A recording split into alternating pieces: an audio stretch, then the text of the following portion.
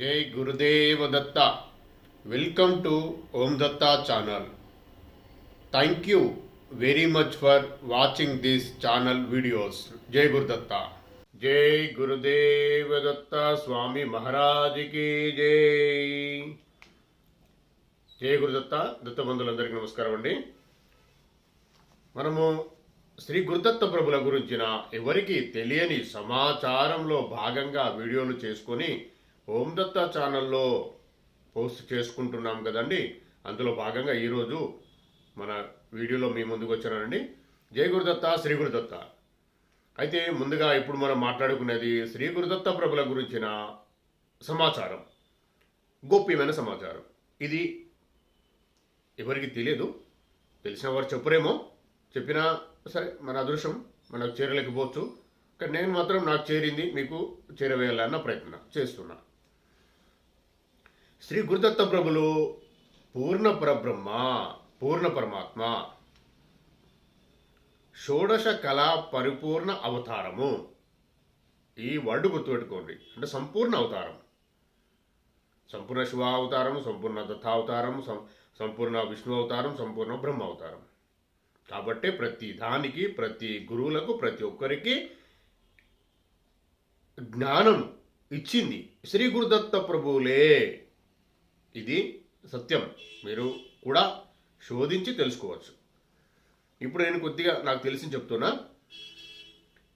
మనం ఆల్రెడీ ఇంతకుముందు ఒక వీడియోలో మనం డిస్కస్ చేసుకున్నాము, ఆల్రెడీ పోస్ట్ చేసుకున్నాము, ఆల్రెడీ వీడియోలో కూడా చూడవచ్చు మీరు. బ్రహ్మగారికి వేదాలు దానం చేసిండు కదా. అయితే బ్రహ్మకు వేదాలు తత్వోపదేశము ఉపదేశించిండు. ప్రహ్లాదునికి ఆత్మజ్ఞానం ఇచ్చిండు. వశిష్ఠునికి యోగ జ్ఞానం ఇచ్చిండు. అంటే జ్ఞానబోధ చేసిండు. అంటే వాళ్ళ ద్వారా మనకు వచ్చింది. దత్తప్రభు ఇచ్చిందంతా దత్తప్రభువే. శ్రీ గురుదత్త ప్రభులే ఎవరికి ఏమి ఇచ్చినా, పరశురామునికి శ్రీ విద్య ఇచ్చిండు. శ్రీ విద్య జ్ఞానం అది మనకు స్ప్రెడ్ అయింది. ఇట్లా చాలామందికి నవనాథులకి ఇచ్చిండు. ప్రతి విద్యలు, ప్రతి జ్ఞానము, ప్రతి దైవ సంబంధం ఇచ్చింది అన్నీ ఆయనే ఇవ్వడం జరిగింది. వారి ద్వారానే మళ్ళీ గురు పరంపర ద్వారా ఇట్లా వచ్చింది డౌన్. ఇట్లా లాస్ట్ ఇప్పుడు ఉన్న గురువు ఎవరైతే మనకు కనిపిస్తున్న గురువులు వాళ్ళందరూ దత్తప్రభు సాంప్రదాయమే. ఈవెన్ అఘోరీలు కూడా ప్రతి సాంప్రదాయానికి ఆద్యుడు శ్రీ గురుదత్త ప్రభులే. ఆయన ఎందుకు మీకు ఆలోచన రావచ్చు.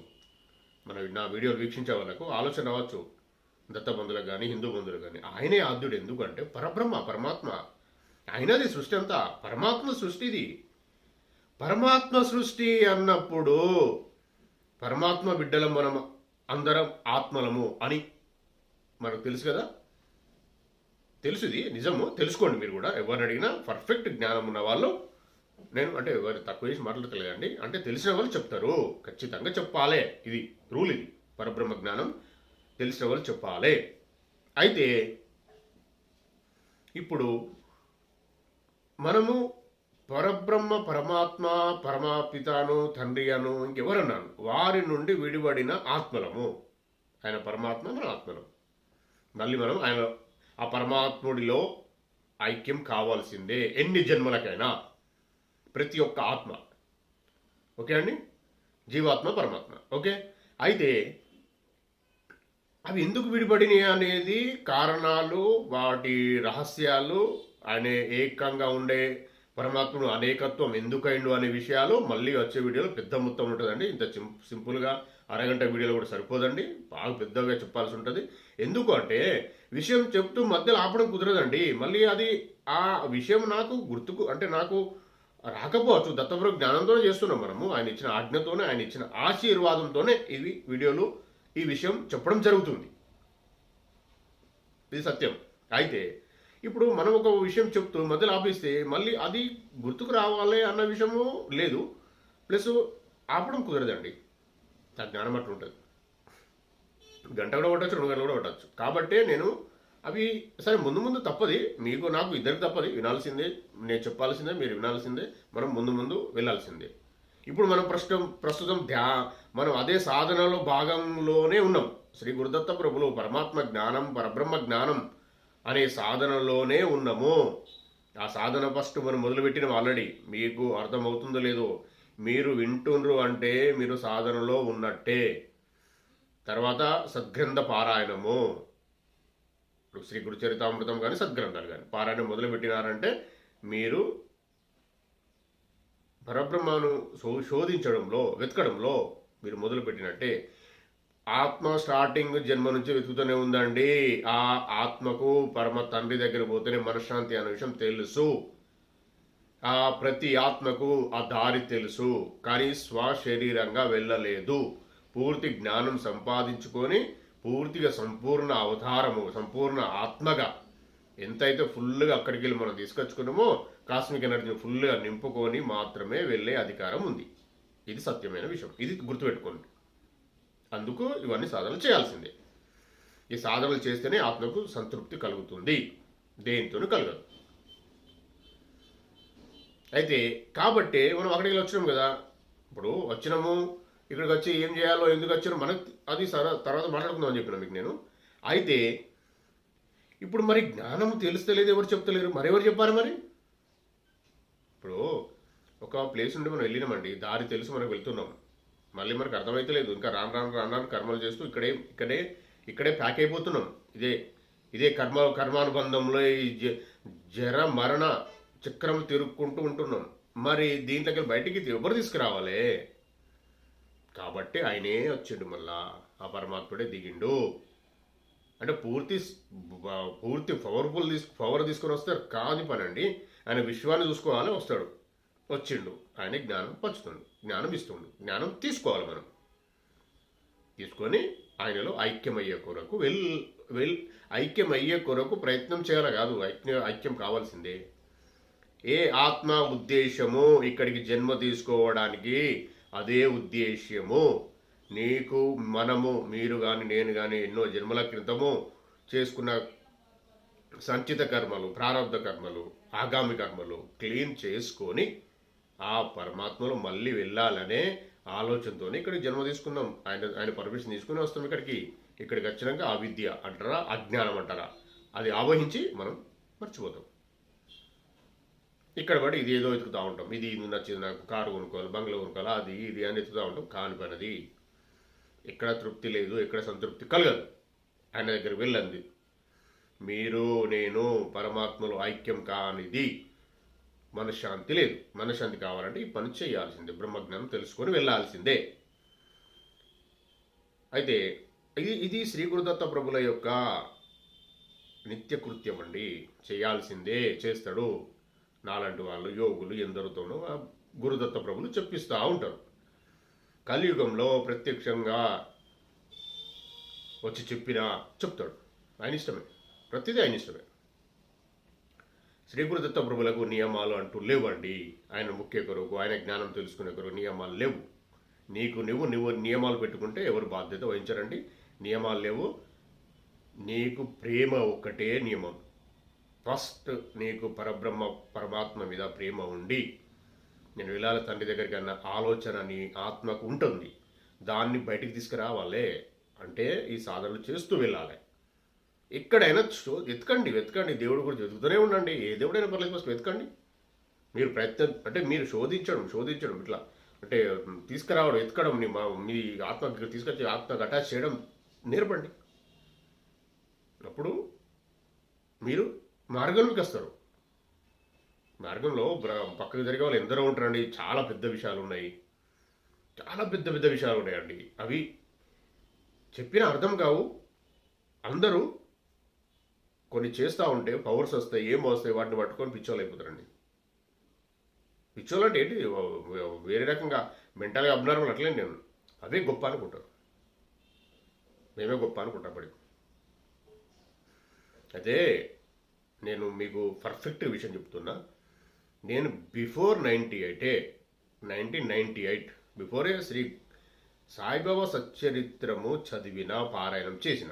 అందులో ఉంది సాయిబాబా ఏమంటారంటే, బాబా దేవుడు కలలో కూడా మనిషికి కనిపించకూడదు. దేవుని ఫోటో కూడా, దేవుడి జ్ఞానం పక్కబెట్టు, కనిపిస్తే మనిషికి అహంకారం వస్తుంది. అహంకారం వస్తే నువ్వు ఎక్కే స్టెప్పులు జారి కింద పడతావు. నేను గొప్ప అనిపిస్తుంది కదా, అప్పుడు నేనే గొప్ప అనిపిస్తుంది. అయితే మరి ఎట్లా ఏది యాక్సెప్ట్ చేయాలి ప్రతిదాన్ని. ఇప్పుడు వెళ్తాం ధ్యాన మార్గంలో కానీ జ్ఞాన మార్గంలో మీరు ఏ రూట్లో మీరు ఏ పారాయణము, సద్గ్రంథ పారాయణము, ధ్యానము, స్తోత్రము, పూజలు, జపాలు ఇవన్నీ చేస్తూ ఉంటే కనిపిస్తూ ఉంటే తృప్తిపడి ఆగద్దు, వాటి టచ్ కూడా చేయద్దు. తండ్రి ఇదో ఆరోపణం తండ్రి, నీ ఇష్టం, నాకు కావాల్సి నువ్వు ఉన్నావుగా, నేను ఎందుకు వెళ్ళాలి ఇంకొకడికి అని చెప్పాలి. కానీ ఆయనకే సరెండర్ అయ్యి ఉండాలి, అక్కడే ఉండాలి. వస్తాయి వాటి ముట్టద్దు, బ్రష్లు అయిపోతుంది. కాబట్టి ఇది కూడా పెద్ద జ్ఞానమే అండి, గుర్తుపెట్టుకోండి. దేవుడు కనిపించినంత మాత్రం అహంకారం, మనం మొన్న మాట్లాడుకున్న దైవిక లక్షణాలు ఉన్నాయి కదా, అహంకారం అదొకటి. అహంకారం త్యాజించాలి, అప్పుడే ఇవన్నీ మిగతా లక్షణాలనే వస్తూ ఉంటాయి. 100% అహంకారం ఉండనే ఉండదు. దేవుడు కనిపించిన అహంకారం ఉండదు. దేవుడు వచ్చి ఉండ, దత్తయ్య వచ్చినా సరే తండ్రి, నేనైతే నీ పాదాలు పట్టుకున్నా, నన్ను ఏం చేయాలనుకుంటే చేయను, నాకు సంబంధం లేదు. ఇప్పుడు నేను మాట్లాడుతూ ఉంటే ఈ మన ప్రయాణం తక్కువదే ఏమనిపిస్తుందండి మీకు? నాకు దత్తయ్య కనిపిస్తారు, దత్తబ్రహ్మ మాట్లాడతారు అంటే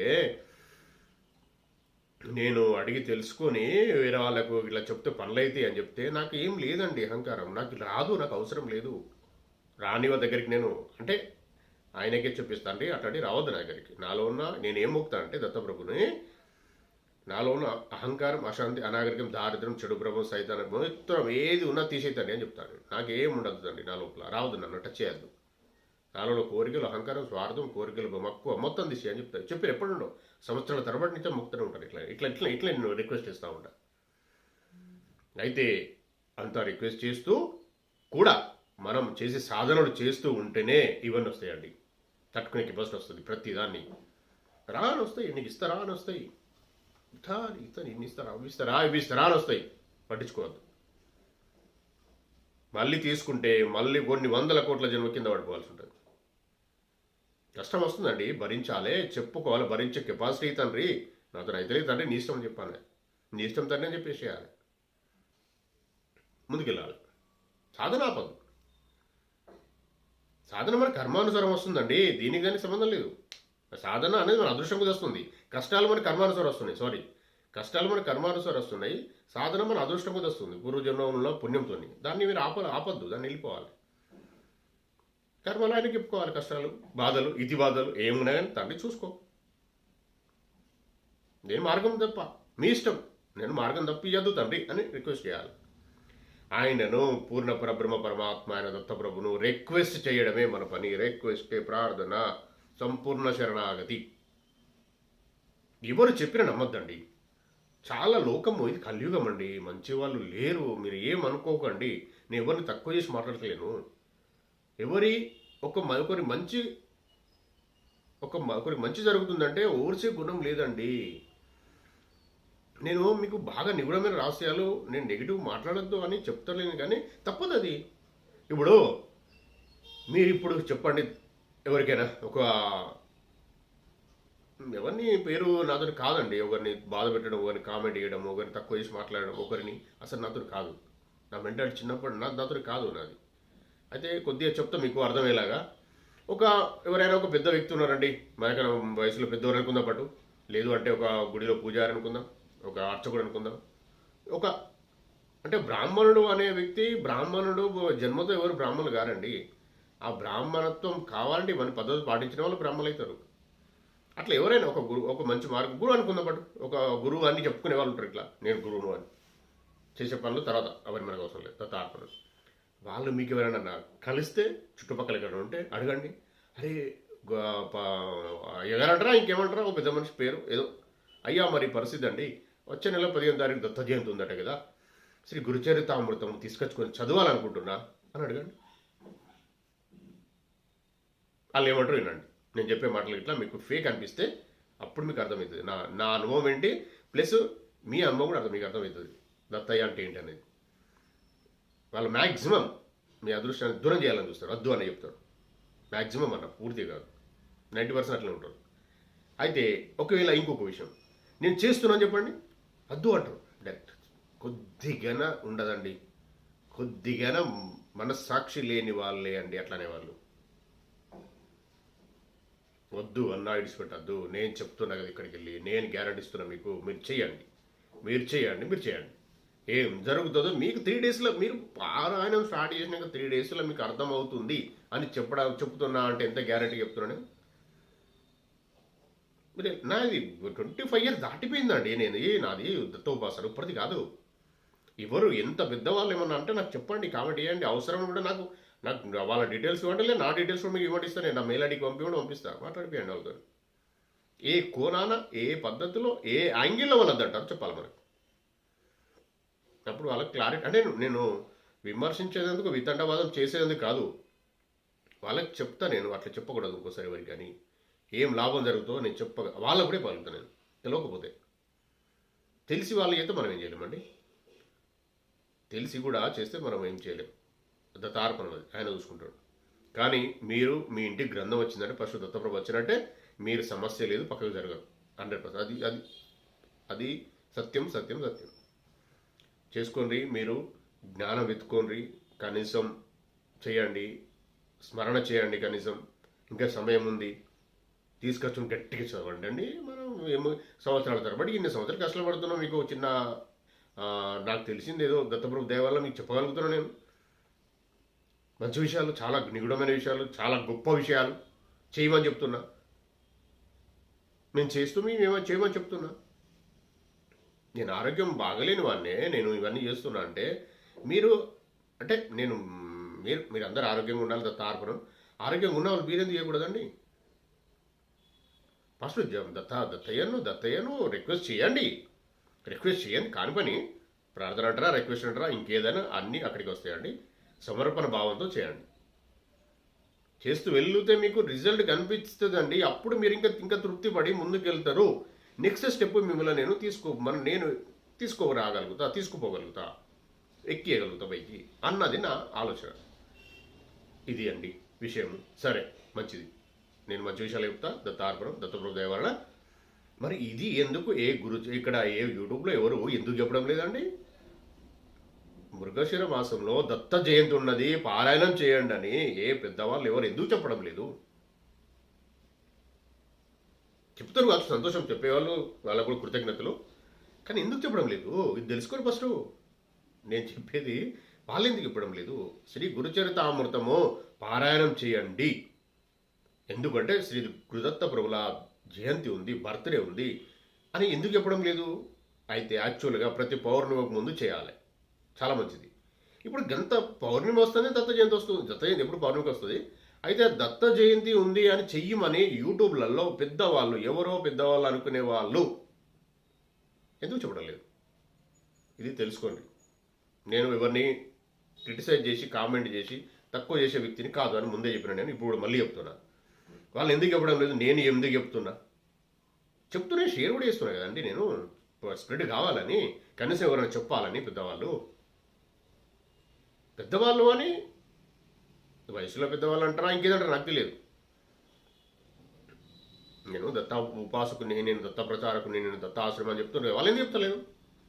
ఇప్పుడు ఇది మన తెలుగు రాష్ట్రాల గురించి నేను మాట్లాడుతున్నా. మహారాష్ట్రలో వెళ్ళండి, ఇప్పుడు ప్రతి ఇంట్లో జరుగుతూ ఉంటాయండి. ప్రతి ఇంటిలో, మహారాష్ట్ర, గుజరాత్, ప్రతి ఇంటిలో దత్తార్పణం పారాయణలు జరుగుతూ ఉంటాయి. మ్యాక్సిమం జరుగుతాయండి. ఇంకా వేరే వాళ్ళ మతాల సంగతి నాకు తెలియదు. కాకపోతే మాత్రం వాళ్ళ హిందువులు అనుకునే వాళ్ళ ఇళ్ళల్లో ఖచ్చితంగా శ్రీ గురుదత్త ప్రభుల గురుచరితామృతం పారాయణ కంటిన్యూగా ఇండాలో జరుగుతూ ఉంటాయి. ప్రతి ఒక్కరు దత్తక్షేత్రాల్లో ఉన్నారు. ఇప్పుడు ఇది నిజమైన విషయం. ఇది మీరు చేసుకొని ముందుకెళ్ళండి. మీరు ఎందుకు వెళ్ళాలి నన్ను అడిగితే, నాకు డబ్బులు ఇవ్వండి, డబ్బులో ప్రాబ్లం ఉంది, హెల్త్ ప్రాబ్లం ఉంది కదా, నాకు ఫైనాన్షియల్ బాగా కష్టాలు అవుతున్నాయి. 2 years నుంచి బాగా ప్రాబ్లం ఉంది. తారపనం ఆయన ఇష్టం, చూసుకుంటాడు. లాస్ట్ ఇయర్ మీకు నేను గానకపూర్ వెళ్ళాను చెప్పినా కదండి. గానకపూర్ 2 days ముందు వెళ్ళాం. అంటే 2 days తర్వాత దత్త జయంతి ఉంటుంది అనగా వెళ్ళాం. ఎట్లా వెళ్ళే చెప్పాలా అండి? నా అనుభవం చెప్తున్నా, వినండి. నేను ఎందుకు ఇంత గట్టిగా మాట్లాడుతున్నా మీకు అర్థమవుతుంది. నాకు హెల్త్ బాగలేదు కదా, లాస్ట్ ఇయర్ వెళ్ళినా కదా, ఇదే పరిస్థితి ఉంది కదా నాది. తీసుకొని కారు, ఆల్రెడీ నా కారు సీజ్ చేసిండు, లేదు నా కారు లేకుండే వేరే కారు రెంట్కి తీసుకొని ఓన్ డ్రైవింగ్ దత్తయ్యకి చెప్పిన తండ్రి నేనే డ్రైవింగ్ చేస్తా, మీరు చూసుకోండి. దత్తార్పణం ఏమన్నా కానీ నడువు అని చెప్పినా మా పిల్లలు నేను మా మిస్సెస్ నలుగురమే వెళ్ళినాం. బెడ్షీట్లు కూడా కరెక్ట్గా ప్లానింగ్ లేకుండా తీసుకోకుండా వెళ్ళినాం.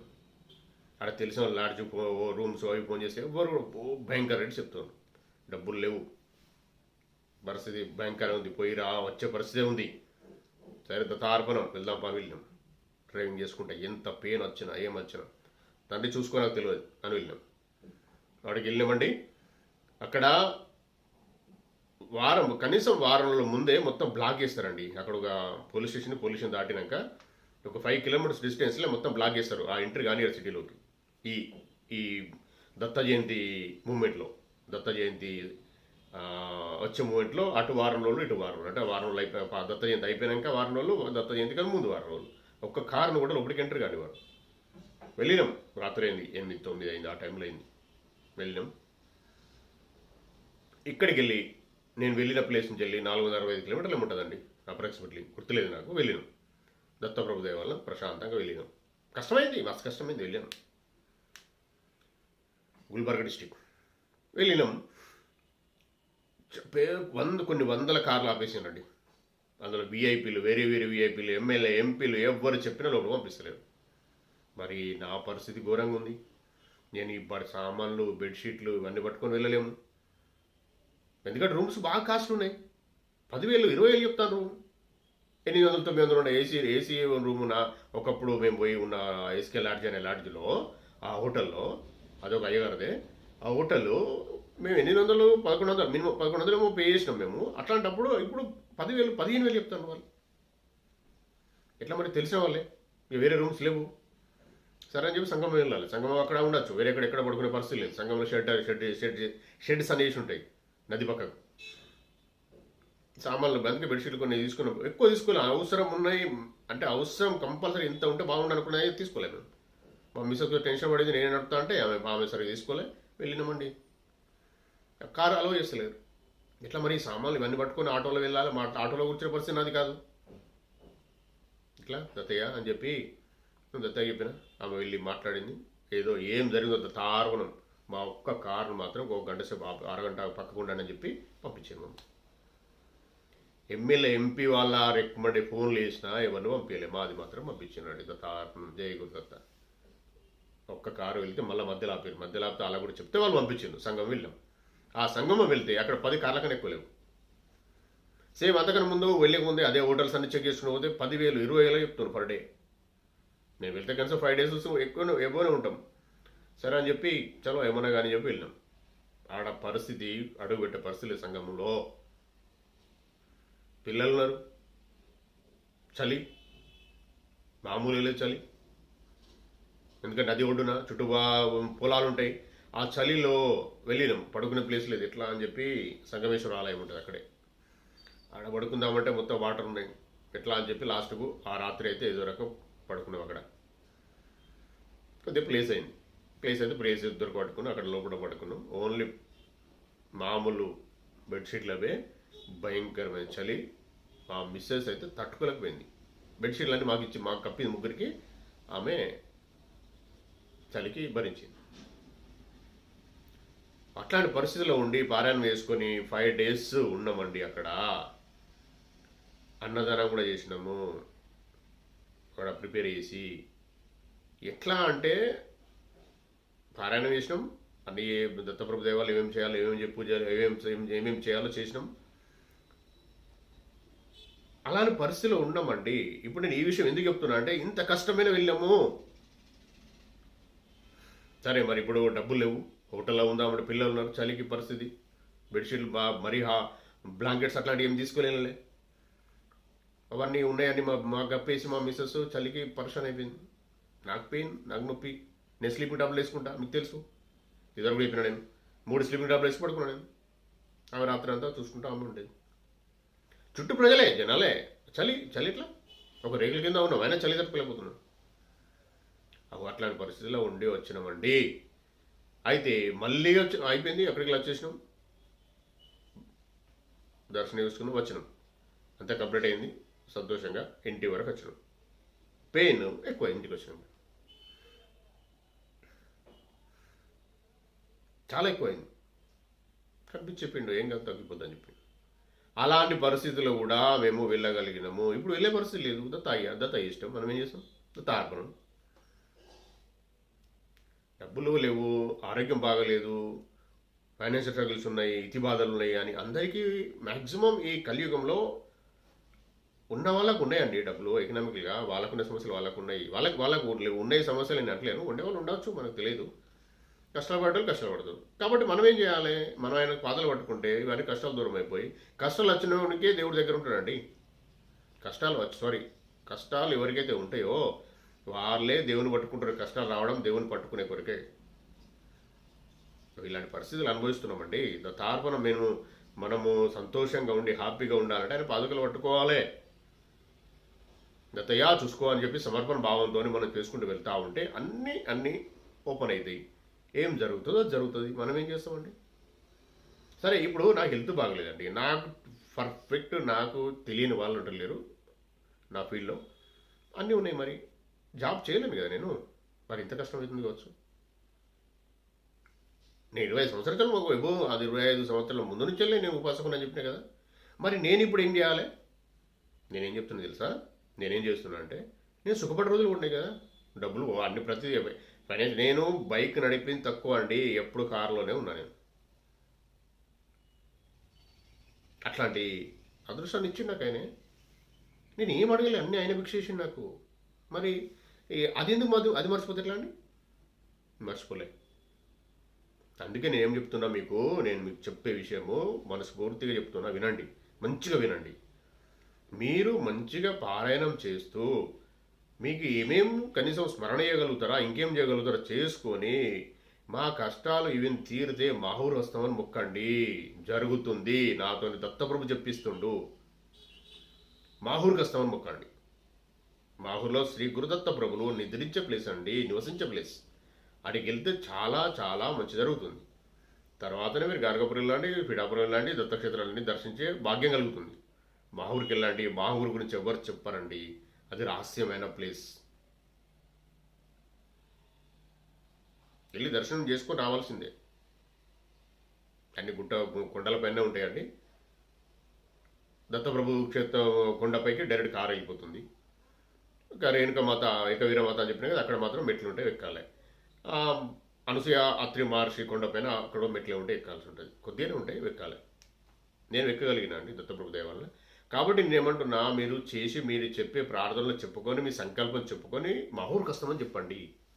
ఇది నేను రహస్యమైన విషయం చెప్తున్నా. మీరు మొక్కి చేసుకోండి. తర్వాత ఏం జరుగుతుంది చూడండి. మీ కోరిక నెరవేరినాక వస్తాను చెప్పండి. ఇది ఒకటి చేయండి. వేరే క్షేత్రాల విషయం నేను మళ్ళీ చెప్తాను. నేను ఈ మాహూరు అనేది మాహూరుగఢ్ గూగుల్ మ్యాప్ పెట్టుకున్నా వెళ్ళిపోవచ్చు. హైదరాబాద్ నుంచి 415 కిలోమీటర్స్ ఉంటుందండి. 415 కిలోమీటర్లు మాత్రమే. వెళ్ళిరండి. అక్కడ దర్శనం చేసుకొని రావచ్చు. ఉండాలంటే కూడా కింద ఉండాల్సి ఉంటుంది, అక్కడ ఉండే పరిస్థితి ఏమి ఉండదు. కాబట్టి ఇది నాకు తెలిసిన రహస్యమైన విషయం. శ్రీ గురుదత్త ప్రభుల దయతో మీకు చెప్పగలిగిన, మీరు విని తెలుసుకొని మీరు చేసే ఆ కార్యక్రమాలు, మీ మీరు చేసే పూజలు అంటారా, జపాలు అంటారా, స్మరణ అంటారా, పారాయణం అంటారా, స్తోత్రాలు అంటారా, మీరు ఏది వీలైతే అది చేయండి. చేసి శ్రీ గురుదత్త ప్రభుల జయంతి ముందైతే చేయండి మ్యాక్సిమం. శ్రీ గురుదత్త ప్రభుల జయంతి తర్వాత అయినా మీ కోరిక నెరవేరితే మాహూరుకి వస్తామని చెప్పండి. మాహూర్ వస్తాం తండ్రి అని మొక్కి ప్లాన్ చేసుకోండి. మీకు ఇష్టమైతేనండి, నేను చెప్పినది కాదు. మీకు కోరిక నెరవేరితేనే మీ ఇష్టదేవం దగ్గరికి వెళ్ళండి, అక్కడ కూడా వెళ్ళండి. అయితే ఎవరు చేసినా మనకే తెలియదు కదండి, అందుకంటున్నా. అయితే లేదు, మీరు మొక్కి మాత్రం పోకుండా ఉండకండి. ఇది గుర్తుపెట్టుకోండి. నేను వస్తా తండ్రి మాహూరుకు, కష్టంలో నాకు తెలుసు అండి. మనం మా మనసులో ఎట్లుంటుందంటే, కష్టాల్లో కూడా అన్నీ చెప్తాం, తర్వాత మనతో కాదు అంటే ఎందుకులే అనిపిస్తుంది. అట్లా కాదు. మీరు ఖచ్చితంగా 100% డిసైడ్ అయితేనే మొక్కండి, వస్తామని. లేకపోతే మీ ఇష్టం అండి. ఇష్టదేవం కూడా పక్క పెట్టదు, అక్కడ కూడా వస్తామని చెప్పండి. ఇది చేయండి. బాగా మంచి రోజులు ఇవి, ఉపయోగించుకొని బాగుపడి ముందుకెళ్ళాలి అన్నదే నా ఆలోచన అండి. మిగతా వాళ్ళు ఎందుకు చెప్తారో తెలుసుకోండి. అందుకే నాకు ఆయన గట్టిగా చెప్పేవని వాళ్ళు కూడా చెప్పాలి కదండి. ఇప్పుడు మానవత్వం అంటే మరీ మానవత్వం లేకుండా ఉండడం కష్టం అండి. మరి నాకైతే చిన్నప్పటి నుండి ఉందండి దత్తప్రభు దయ వలన. నేను గొప్ప అని అనడం లేదు, కానీ ఎందుకు మనం ఇంకోరి పేరు మనము ఆలోచించకూడదు. కాబట్టి ఇలా మొక్కుకొని వెళ్ళండి. 30 minutes అయిందండి వీడియో, అందుకే ఇక మరి ఆపేస్తున్నా. జయ గురుదత్త, శ్రీ గురుదత్త. ఈరోజు మనము మంచి విషయాలు మాట్లాడుకొనిచ్చి ఈ వీడియోను రికార్డ్ చేసుకొని ఇచ్చినందుకు, ఓం దత్త ఛానల్లో పోస్ట్ చేసుకునే భాగ్యాన్ని ప్రసాదించినందుకు శ్రీ గురుదత్త ప్రభులకు కోటి సాష్టాంగ దండ ప్రమాణాలు, కోటి కృతజ్ఞతలు. మరియు మీరు ప్రశాంతంగా ఈ వీడియోను చూసినందుకు, విన్నందుకు మీకు కూడా కృతజ్ఞతలు. దత్త దిగంబర శ్రీపాద వల్లభ దత్త దిగంబర నృసింహ సరస్వతి దత్త దిగంబర జయ గురు దత్త దిగంబర. అవధూత చింతన శ్రీ గురుదేవ దత్త స్వామి మహారాజ్ की जय. సర్వం శ్రీ పూర్ణ పరబ్రహ్మ పరమాత్మన దత్త ప్రభు చరణారవిందార్పణమస్తు. దత్తార్పణం.